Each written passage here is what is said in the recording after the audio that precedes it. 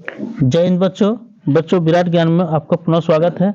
आइए आज एक महत्वपूर्ण टॉपिक लेकर के हम हाजिर हैं, प्रकाश का अपवर्तन। देखिए बहुत ही इंपॉर्टेंट टॉपिक है ये, प्रकाश का अपवर्तन। अगर आप प्रकाश का अपवर्तन अर्थात फिजिक्स का सेकंड चैप्टर अगर अच्छी तरह से नहीं पढ़े हैं तो हमारे इस वीडियो के साथ स्टेप बाय स्टेप बने रहिए, आपको पूरी तरह समझ में आ जाएगा।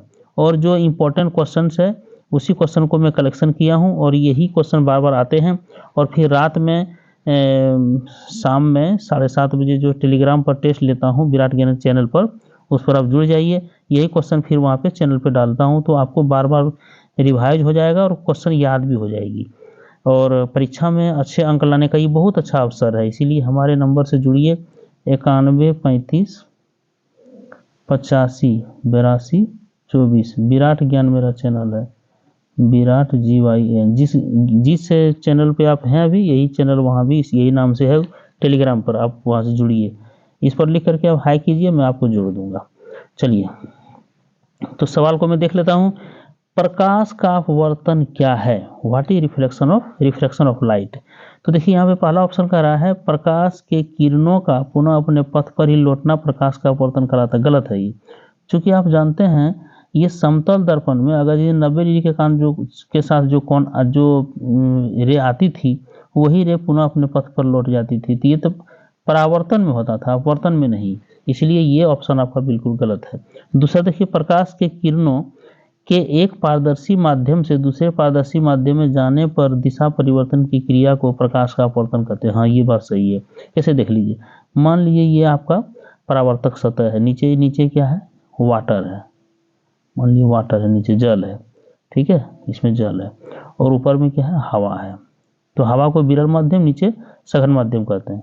एक नॉर्मल बना लीजिए, नॉर्मल किसे कहते हैं, जो परावर्तक सतह के साथ 90 का कोण बना, 90 डिग्री का।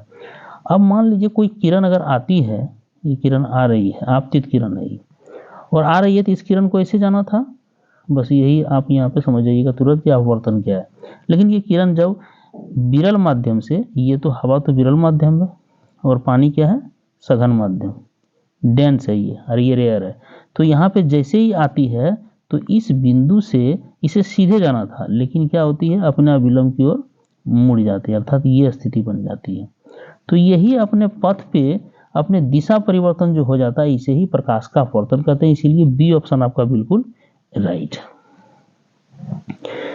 दूसरा सवाल हम लेते हैं। देखिए ऑप्शन भी हम दे दिए हैं, आप अच्छी तरह से मिला लीजिए। दूसरा सवाल हम लेते हैं बच्चों।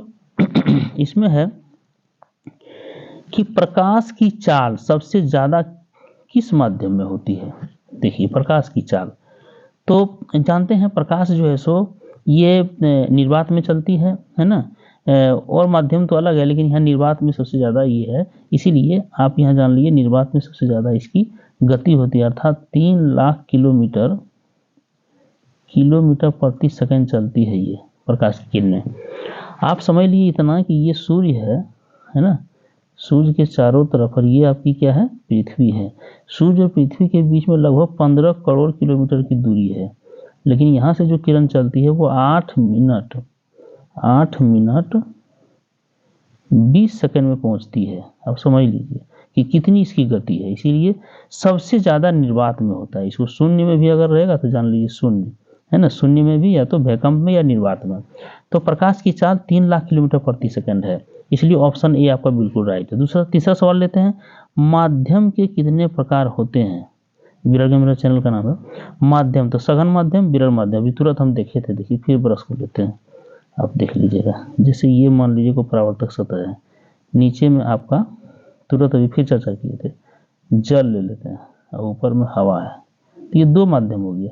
इसको कहते हैं विरल माध्यम, विरल, और इसको सघन। इसलिए माध्यम 2 प्रकार का है, विरल और सघन। तो इसलिए सी ऑप्शन सही होगा दोनों, इसलिए सी ऑप्शन आपका सही होगा।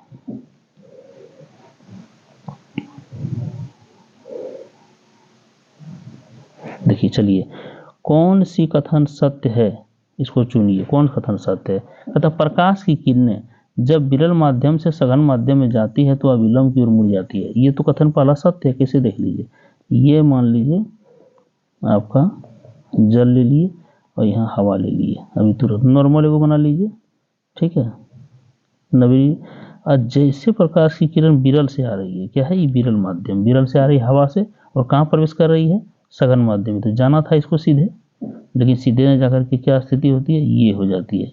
इसका मतलब है प्रकाश की किरणें विरल से सघन में जाएगी तो अभिलंब की ओर मुड़ जाएगी, यही अभिलंब है आपका, नॉर्मल तो यही ना, नॉर्मल अभिलंब यही है, तो इसलिए अभिलंब की ओर मुड़ जाती है। एक नंबर तो सही है। अब अगला देखते हैं, प्रकाश की किरणें जब सघन माध्यम से विरल माध्यम में जाती है तो अभिलंब से दूर हट जाती है। चलिए एक अब दूसरा फिगर अब देख लेते हैं। मान लीजिए ये कांच की सिल्ली है, ठीक है, तो किरणें आई, तो सबसे पहले तो किरण आई तो किरण तो अभिलंब की ओर मुड़ गई, यहाँ तो मुड़ी, ऐसे जाना था इसको, क्योंकि ये हवा है और ये कांच है, ठीक है, तो ये बात है। अब कांच की सिल्ली के बाद ये किरण ऐसे जाना था, ऐसे ना जाकर के ये यहाँ पे मुड़ गई। अब फिर यहाँ पे एक आप अभिलंब बना लीजिए, एक अभिलंब और बनाइए। अब यहाँ देखिए इसको जाना था ऐसे, इसको ऐसे जाना था, ठीक है, यहाँ से जब आ रही है तो ऐसे जाना था, लेकिन चूंकि ये फिर विरल माध्यम इसको आ गया, विरल माध्यम है ना, रेयर मीडियम आ गया, तो दूर हट जाएगी ये, अर्थात ये जैसे आई थी बिना विचलित ये उसी रास्ते से निकल रही है, लेकिन ये अपना बिंदु को चेंज किया है। लेकिन देखिए जैसे किरण आई उसी तरह समांतर किरण ही निकल रही है, ये किरण और ये किरण में कोई अंतर नहीं है। देखिए ये किरण डायरेक्ट आती है इसी तरह निकलती है, ये भी इसी तरह। इसलिए विरल में जब भी प्रवेश करेगी सघन से विरल, ये था आपका सघन माध्यम, सघन से विरल में जब भी प्रवेश करेगी तो अभिलंब से दूर हट जाएगी, ये भी बात सत्य है। तीसरा कह रहा है प्रकाश की किरणें जब विरल माध्यम से सघन माध्यम में जाती है तो बिना विचलन सीधे निकल जाती है, ये गलत कह रहे हैं। इसीलिए डी में ए बी दोनों, इसलिए डी ऑप्शन आपका सही होगा, मैंने ए भी सही है और बी भी सही है। अगला लेते हैं क्वेश्चन नंबर 5। देखिए कांच की सिल्ली से जब प्रकाश की किरणें पार करती है तो क्या होता है। कांच की सिल्ली, फिगर बना लेते हैं, ये कांच की सिल्ली है, अपने पूर्व पथ से हट जाती है लेकिन अपनी दिशा के समांतर ही रहती है, जो अभी बनाए ना वही चीज है। देखिए नॉर्मल बना लीजिए, एक किरण आप यहाँ से लीजिए, इधर से लीजिए किरण, आपकी बार इधर से लेते हैं, जाना चाहिए था ऐसे, लेकिन ऐसे नहीं जाकर के, चूंकि ये विरल था, ठीक है, ये हवा है बाहर में है ना, और ये आपका सघन हो गया, ये कांच है, तो कांच होती है सघन, सघन है। तो जैसे ही ये सघन में प्रवेश की तो अभिलंब की ओर मुड़ेगी, ये स्थिति हो जाएगा। लेकिन यहाँ भी एक नॉर्मल बना लेते हैं, लेकिन जैसे ही बच्चों फिर ये अगर दीदी, चूंकि यहाँ फिर आपका विरल आ गया, पहले विरल तब सघन, और सघन से फिर विरल, विरल मध्य में जा रही है, तो विरल मध्य में जाएगी तो इसको जाना चाहिए था ऐसे, क्योंकि इसी रास्ते से जा रही थी ये, लेकिन नहीं, अब क्या होगा, फिर ये रास्ता पकड़ ली।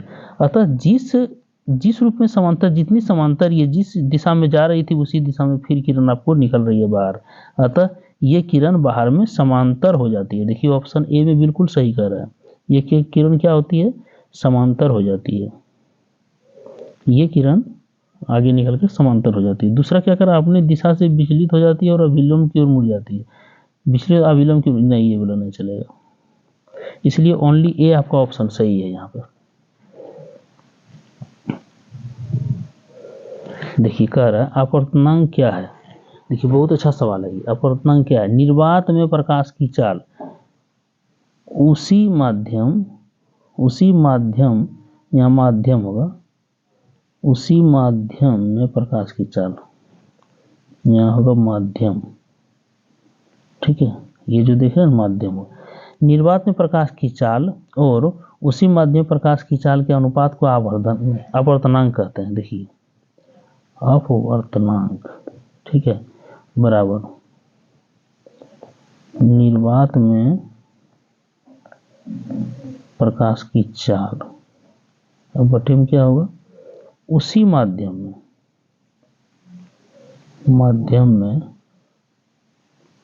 प्रकाश की चाल, तो माध्यम है वेलोसिटी, सी का वेलोसिटी जो है प्रकाश की चाल को सी से स्विच करते हैं, सी से, तो मीडियम है तो एम हो जाएगा, और यहाँ क्या होगा, सी होगा, सी है ना, निर्वात में तो सी 0 कर सकते हैं।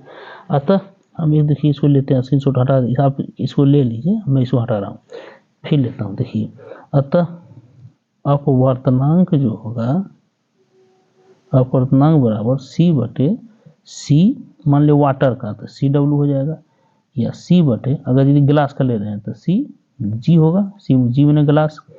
अगर आप ले रहे हैं और ऑयल का, तेल का, तो सी बटे सी ऑयल, है ना। तो इस प्रकार से अपवर्तनांक निकालने पर तो ऊपर में प्रकाश की चाल रहेगा निर्वात में, नीचे रहेगा ऑयल में, वाटर में, ग्लास में, यही है। इसीलिए यहाँ पे शून्य में प्रकाश की चाल ही अपवर्तनांक कहलाता है। शून्य प्रकाश की चाल यहाँ नहीं, गलत होगी, ये नहीं, ये आपका ए नंबर सही है, इसीलिए ऑप्शन ए बिल्कुल राइट है। चलिए अब बहुत इंपॉर्टेंट सवाल है बच्चों, कांच का अपवर्तनांक कितना होता है? शून्य में प्रकाश की चाल बटे कांच में प्रकाश की चाल, बात वही होगा। कांच का अर्थात ग्लास का अपवर्तनांक बराबर सी बटे सी ग्लास, यही हुआ। इसीलिए कांच प्रकाश की चाल, कांच में प्रकाश की चाल बटे शून्य में प्रकाश की चाल, नहीं कांच में ऊपर नहीं आएगा, इसलिए ऑप्शन ए आपका सही होगा। ऑप्शन ए ही सही है, इसलिए सही है, यही होगा। अर्थात निर्वात में प्रकाश की चाल बटे कांच में प्रकाश की चाल, इसलिए आप ऑप्शन ए लेके चलिए। 8 नंबर का देखिए, पानी का अपवर्तनांक क्या होगा? सेम चीज है, पानी का अपवर्तनांक बराबर क्या होगा? निर्वात में प्रकाश की चाल बटे पानी में प्रकाश की चाल, तो यही होगा। शून्य में प्रकाश की चाल बटे पानी में प्रकाश की चाल, इसलिए ऑप्शन ए आपका बिल्कुल राइट। चलिए अब आगे हम लोग लेते हैं, यहाँ पे ये ले लेते हैं, निम्न में किसका अपवर्तनांक सबसे कम होता है? देखिए बहुत अच्छा सवाल है ये सवाल पूछता है बार बार, निम्न में किसका अपवर्तनांक सबसे कम होता है? तो वायु का अपवर्तनांक जो है ना बच्चों, वायु का अपवर्तनांक 1 होता है ना। वायु का अपवर्तनांक, ठीक है, 1 होता है, इसीलिए इसमें ऑप्शन ए आपका राइट है, ऑप्शन ए आपका राइट है। चलिए अब हम ले रहे हैं सवाल यहाँ पे 10 नंबर का, निरपेक्ष अपवर्तनांक किस पदार्थ के अपवर्तन को कहते हैं? निरपेक्ष अपवर्तनांक किस पदार्थ के? देखिए वायु का जो है, वायु का अपवर्तनांक 1 होता है, इसे ही निरपेक्ष अपवर्तनांक भी कह सकते हैं, इसलिए ए ऑप्शन ए आपका राइट होगा। चलिए इसमें समय देने से ज़्यादा देने से कोई फायदा नहीं है। सघन माध्यम किसे कहते हैं? देखिए सघन माध्यम किसे कहते हैं? इसे जनरली हम जानते हैं कि वायु और जल में कौन सघन है? तो जल सघन है और वायु आपका विरल माध्यम है। लेकिन यहाँ पे जरा सा देख लीजिए, कहता क्या है कि जिस माध्यम का अपवर्तनांक दूसरे माध्यम की अपेक्षा ज़्यादा हो उसे सघन माध्यम कहते हैं। बात सही है। देखिए अपवर्तनांक ज़्यादा इसका है, क्यों? क्योंकि नॉर्मल के साथ जब किरण आती है सीधे जानी चाहिए थी, लेकिन अभिलंब की ओर मुड़ जाती है। जब दिशा भटक जाती है, जानिए जिसमें अभिलंब की ओर मुड़ती है उसका अपवर्तनांक ज़्यादा है, इसलिए जल का अपवर्तनांक इसमें ज़्यादा है। तो जिस माध्यम का अपवर्तनांक दूसरे माध्यम की अपेक्षा ज़्यादा हो उसे सघन माध्यम कहते हैं। तो इसका अपवर्तनांक ज़्यादा है, इसका 1.5 होगा तो इसका 1 है, वायु का तो 1 होता है। जिस माध्यम का अपवर्तनांक दूसरे माध्यम की अपेक्षा कम हो उसे सघन माध्यम कहते हैं, ये तो गलत है ना, ये ऑप्शन है आपका गलत है। फिर करें, जिस माध्यम का अपवर्तनांक दूसरे माध्यम की अपेक्षा बराबर हो उसे सघन माध्यम, ये ऑप्शन गलत है, आपका ए ही ऑप्शन सही है, ए नंबर का। चलिए अब 12 नंबर में चलते हैं, बहुत अच्छा सवाल है बच्चों, विरल माध्यम किसे कहते हैं? देखिए कितना अच्छा सवाल है, विरल माध्यम किसे कहते हैं? देखिए जिस माध्यम का अपवर्तनांक दूसरे माध्यम की अपेक्षा, जिस माध्यम दूसरे माध्यम की अपेक्षा कम उसे विरल माध्यम कहते हैं, सही चीज लिखा है।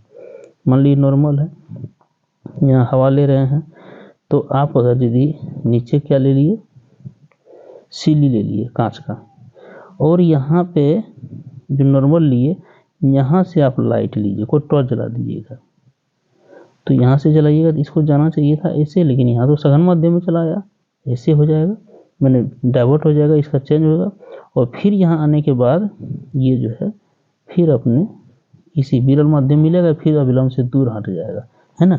अतः हम क्या देख रहे हैं कि ये विरल हो गया, जहाँ अभिलंब से दूर हटे तो जानिए वो विरल माध्यम है, और जहाँ अभिलंब के साथ जुड़ और मुड़े तो जानिए सघन माध्यम है। इसीलिए ऑप्शन ए यहाँ सही कह रहा है। बी में कह रहा है जिस माध्यम का अपवर्तनांक दूसरे माध्यम की अपेक्षा ज़्यादा हो उसे विरल माध्यम को, गलत कह रहा है, ये भी गलत है, इसलिए ऑप्शन ए आप लेके चलिए। चलिए अब लेते हैं बच्चों सवाल, देखिए कितना अच्छा है। कहता है सापेक्षीय अपवर्तनांक के सूत्र लिखें। सापेक्षीय अपवर्तनांक के सूत्र लिखें। देखो बच्चे यहाँ पे जो है n21 बराबर n2 होता है, इसको याद रखिएगा। इसीलिए ये अपवर्तनांक का ये है ना, सापेक्षीय अपवर्तनांक निकालने का ये तरीका है। अगर n12 कहे तो देखिए 1 यहाँ पर ले आ रहा है तो n1/n2 लिखिएगा। अगर n32 कहे तो n3 पहले होगा, उसके बाद n2 होगा। इसीलिए आपका ये ऑप्शन बिल्कुल राइट है, ए नंबर का, इसीलिए ऑप्शन ए आपका सही है। चलिए अब यहाँ पे देखिए कहता है कि अपवर्तन के कितने नियम हैं। जिस तरह परावर्तन के नियम है बच्चों, उसी तरह अपवर्तन के भी नियम है। अपवर्तन के भी 2 ही नियम है, ठीक है। अपवर्तन के भी 2 ही नियम है, आपतित किरण, अपवर्तित किरण और आपतन बिंदु पर खींचा गया अभिलंब, तीनों एक ही समतल पर होते हैं। और दूसरा sign I/sin r equal to नियतांक, जिसे स्नेल कहते हैं, जिसे म्यू कहते हैं, जिसे स्नेल का नियम कहते हैं। इसलिए 2 ही नियम है, साइन पहला नियम तो वही होगा, आपतित किरण, अपवर्तित किरण और आपतन बिंदु पर खींचा गया अभिलंब। ये देखिए है ना, ये आपतित किरण हो गया और अपवर्तित किरण हो गया, ये अपवर्तित ये हुआ, और आपतन बिंदु पर खींचा गया अभिलंब, ये अभिलंब खींचा गया यहाँ पे। ये तीनों एक ही समतल में होते हैं, एक पहला हुआ दूसरा ये हुआ, बराबर म्यू होता है।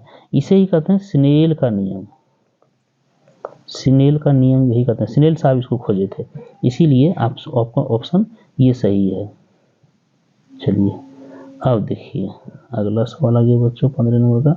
इसमें कह रहा है निम्न कौन अपवर्तन के नियम हैं। आपतित किरण, देखिए जो बोले वही चीज आ गई। आपतित किरण, आपतन बिंदु, अभिलंब और अपवर्तित किरण तीनों एक ही समतल में होते हैं, वही बात होगी कि इन्हीं 2 माध्यमों और प्रकाश के किसी विशेष वर्ण के लिए आपतन कोण की ज्या और अपवर्तन कोण की ज्या का अनुपात नियतांक होता है, sin I/sin r। यही चीज यही बोल रहा है इसमें भी, लेकिन यहाँ लिख दिए हैं, अर्थात sin I/sin r equal to mu. ये सभी हो जाएगा, ऑप्शन डी सही होगा। इसे स्नेल का नियम कहते हैं। इसे तीनों इसको रट लीजिए, क्वेश्चन आता है बार बार। फिर देखिए बच्चों यहाँ कह रहा है स्नेल का नियम किसे कहते हैं। sin I/sin r बराबर नियतांक को स्नेल का नियम कहते हैं। अर्थात sin r/sin i नहीं होगा, बोथ तो नहीं होगा, ये भी नहीं होगा, इसलिए ऑप्शन ए आपका करेक्ट आंसर हो गया। देखिए अब सवाल आ गया, पानी में डूबा हुआ छड़ी टेढ़ा मालूम पड़ता है क्यों। पानी में डूबा हुआ, देखिए गौर कीजिए, जैसे मान लीजिए ये पानी है, अब पानी में छड़ी को हम डुबा दिए, ठीक है।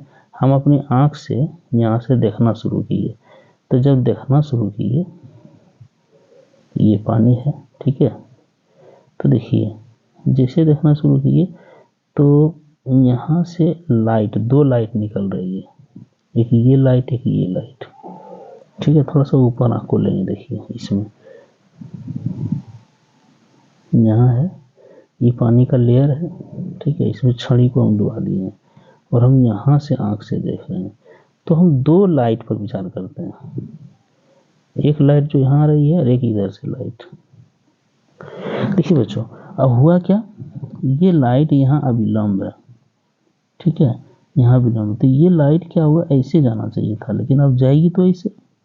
एक अभिलंब यहाँ भी खींचते हैं तो ये लाइट को ऐसे जाना चाहिए, लेकिन जाएगी ऐसे, और जा करके ये लाइट ऐसे आकर के, और ये छड़ी मान लीजिए पूरे यहाँ तक है, ये लाइट यहाँ ऐसे आकर के चित्र बना लेती है, इसको देख लेती है आँख। तो हमरा देख ली इसको आँख देख ली, लेकिन रियल में आँख क्या देख रही है कि ये जो है दोनों है ना यहीं पे, चूंकि आँखियाँ देख रही डायरेक्ट ये सोच के, इसलिए छड़िया जो है, ये छड़िया यहीं दिखाई पड़ता है इस ढंग से, ठीक है। इसलिए लगता है कि छड़ी टेढ़ा हो गया, लेकिन ऐसा कुछ नहीं। अपवर्तन के नियम से हम छड़ी को यहाँ से देख रहे हैं, लेकिन हम डायरेक्ट जो हमारी लाइट आ रही है, हमारी आँख जो देख रही है यहीं पे देख लेती है, लगती है यहीं पे है, जबकि यहाँ से हम देख रहे हैं।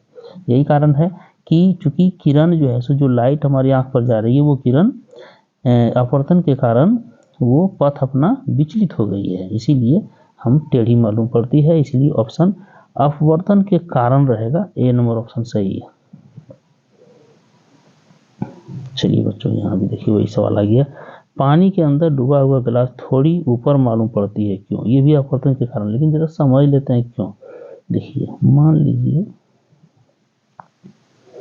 गिलास हम पानी में दे दिए, ठीक है, हम आंख से यहाँ देखना शुरू करें, फिर वही बतवा,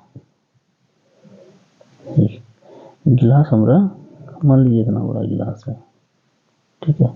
अभी गिलास को क्या कर रहे हैं, या विलोम को खींच लेते हैं, तो ये गिलास ऐसे करके ही जाएगी, ऐसे जाना चाहिए था इसको, है ना। यहाँ भी अगर विलोम खींचते हैं तो यहाँ से ये लाइट सीधे जानी थी, है ना रे, लेकिन मुड़ जाती है। अब मुड़ के गिलास का चित्र बनाती है, लेकिन गिलास को जो लाइट मेरा आंख वाला जो जा रहा था वो ऊपर ही ला करके देखती है, तो गिलास लगता है यहाँ पहुंच गई, जबकि गिलास है वहीं, इसीलिए कुछ ऊपर लगता है गिलास आ गया। तो ये अपवर्तन के कारण होता है, इसलिए ऑप्शन ए आपका बिल्कुल राइट। प्रिज्म के बारे में सत्य कथन लिखिए। देखिए, किसी कोण पर झुके दो समतल पृष्ठ के बीच घिरे किसी पारदर्शक माध्यम को प्रिज्म कहते हैं। जैसे गौर कीजिए, देखिए ये प्रिज्म क्या है, इसको समझना जरूरी है, ठीक है। देखिए, यही प्रिज्म है बच्चों। और ये जो परावर्तक सतह देख रहे हैं ना, ये समबाहु त्रिभुज है, अर्थात ये कौन कितने होगा, 60। तो देखिए यहाँ अपवर्तक कोण भी जो है 60 होता है, इसीलिए ये भी अपवर्तक सतह हुआ, ये भी अपवर्तक परावर्तक सतह हुआ, और ये भी अपवर्तक सतह हुआ, इधर भी हुआ, है ना। तो इस कुल मिलाकर के बॉथ हो जाएगा। ऑप्शन सी आपका राइट होगा कि दोनों तरफ से परावर्तक सतह है और दोनों, ठीक है। और ये त्रिभुज क्या है, समबाहु त्रिभुज, इसलिए 60 डिग्री का कोण है। अगला पढ़ते हैं, 20 नंबर का ले लेते हैं। देखिए, लेंस कितने प्रकार के होते हैं बच्चों, जिस प्रकार से वहाँ गोलीय लेंस, गोलीय दर्पण हो रहा था ना, अवतल दर्पण उत्तल दर्पण, उसी तरह यहाँ भी लेंस होगा 2 प्रकार का, उत्तल और अवतल लेंस।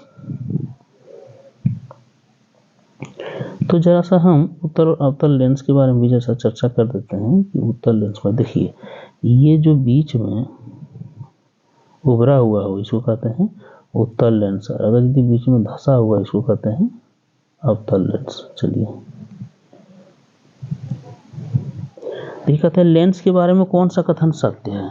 इसमें लेंस के बारे में कथन सत्य पूछ रहे हैं। जिस लेंस का मध्य भाग धंसा हो उसे अवतल लेंस कहते हैं। बात सही है, मध्य भाग धंसा हो, देखिए मध्य भाग धंसा हुआ है, ठीक है।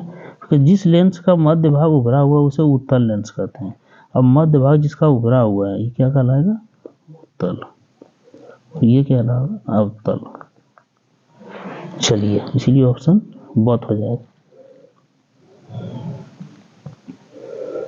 और चलिए बच्चों, यहाँ पे 22 नंबर सवाल में, किसी पतले लेंस का प्रकाश केंद्र क्या है। देखिए, ऑप्टिकल सेंटर, बहुत इंपॉर्टेंट ये टॉपिक है, बहुत इंपॉर्टेंट ये प्रश्न है, ये आता भी है। देखिए समझिए जरा सा, मान लीजिए को मोटा लेंस है, ठीक है, इसका मुख्य अक्ष ले लीजिए, ये प्रिंसिपल एक्सिस है। यहाँ एक बिंदु ऐसा है जैसे कि किसी पतले लेंस का प्रकाश केंद्र तथा मुख्य अक्ष पर वह बिंदु जिससे होकर जाने वाली किरण लेंस से अपवर्तन के बाद बिना विचलन ही निकल जाती है, वही समझना है। जैसे देखिए, यहाँ से चले तो ऐसे जाना था, विचलित हो गया, और यहाँ से बिना विचलन के ही पार किया, ये तो मोटा लेंस में। लेकिन अगर पतली लेंस आप लेते हैं तो यहाँ से जो किरण होगी ना वो बिल्कुल कोई विचलन नहीं करता है। तो इस जगह को जो हम घेर दिए हैं, इस जगह को ही कहते हैं ऑप्टिकल सेंटर। माने यहाँ कोई विचलन नहीं होगा, डायरेक्ट किरणें पास कर जाएगी, आपतित किरण अपवर्तित किरण हो जाएगी, लेकिन कोई विचलन नहीं होगा। इसीलिए यहाँ किसी पतले लेंस का प्रकाश केंद्र उसके मुख्य से वह बिंदु जिससे विचलन किरण विचलन होते हुए आगे निकल जाती है, ये गलत है, ये गलत कह रहा है।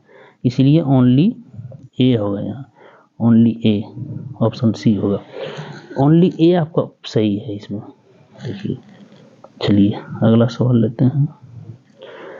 उत्तल लेंस को अभिसारी लेंस कहते हैं क्यों। देखिए बच्चों, उत्तल लेंस जब किरणें आती है, गौर कीजिए थोड़ा सा, तो ये किरण क्या होगा, यहाँ अविलंब बनेगा तो ये अविलंब की ओर मुड़ी जाएगी, है ना।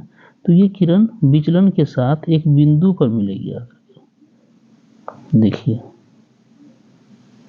ये चूंकि इसको अगर यदि तोड़ दीजिएगा ना, ये ऐसे ऐसे काट दीजिएगा तो ये प्रिज्म बन जाएगा। जैसे देखिए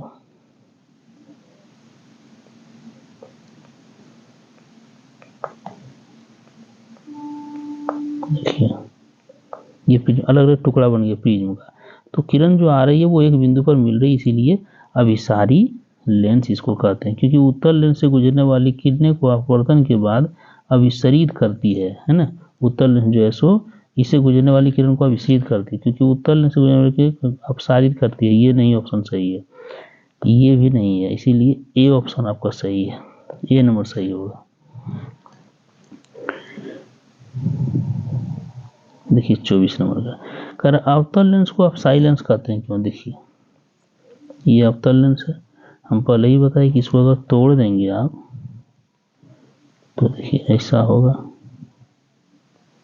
ऐसा होगा, ऐसा होगा, ऐसे होगा, ऐसे होगा, और सब एक प्रिज्म सा व्यवहार करता है। इसलिए जब किरण आती है तो ये है ना इस रूप में ये छितरा जाती है, एक बिंदु पर मिलती नहीं है। और जब भी नहीं मिली है उसे ही कहते हैं, क्योंकि अवतल लेंस इससे गुजरने वाले सारे किरण पुंजों को छितरा देती है ना। एक बिंदु पर मिलती है, बी नंबर ऑप्शन गलत है, सी भी गलत है, इसीलिए ए ऑप्शन आपका बिल्कुल राइट है। यहाँ छितराने के कारण अपसारी लेंस, इसीलिए ये क्वेश्चन आता भी है कि अवतल लेंस को अपसारी लेंस कहते हैं क्यों, अपसारी, और उत्तल को अभिसारी। चलिए लास्ट सवाल है, लेंस में कितने फोकस होते हैं। फोकस देखिए आप जानते हैं कि दर्पण में हम एक ही फोकस देते थे, लेकिन यहाँ पे आपको दो फोकस मिलेगा, ठीक है, F1 F2, इसमें भी अवतल में भी F2 F1, इसलिए फोकस दो होते हैं। तो चलिए अगर हमारी वीडियो को पहली बार है बच्चों तो चैनल को लाइक सब्सक्राइब और शेयर करना मत भूलिएगा। बहुत बहुत धन्यवाद आपको, क्योंकि आपने पूरा वीडियो देखा और आप एक एक स्टेप को देखा। तो चलिए इसके बाद में पार्ट 2 रिफ्लेक्शन ऑफ लाइट का पार्ट 2 लेकर के आ रहा हूँ, क्योंकि उसमें सारा क्वेश्चन हम दे दूंगा, कुछ न्यूमेरिकल पार्ट भी रहेगा, जरूर देखिए। और हमारे चैनल जो विराट ज्ञान है 3585 पर जुड़िए, टेलीग्राम चैनल पर विराट ज्ञान, इसका हम लिंक यहाँ पे दे देंगे। और प्रत्येक दिन टेस्ट हम लेते हैं 7:30 से 7:40 7:50 में जरूर टेस्ट लेते हैं, करीब 30 क्वेश्चन, यही वीडियो का क्वेश्चन हम डालते हैं। सुबह में ये वीडियो आता है, सुबह में ये वीडियो अभी आ रहा है आपके पास, और शाम में हम टेस्ट लेते हैं, तो जरूर उसमें जुड़िए, बड़ी फायदा करेगा। तो चलिए जय हिंद बच्चों, नई वीडियो के लिए जय भारत।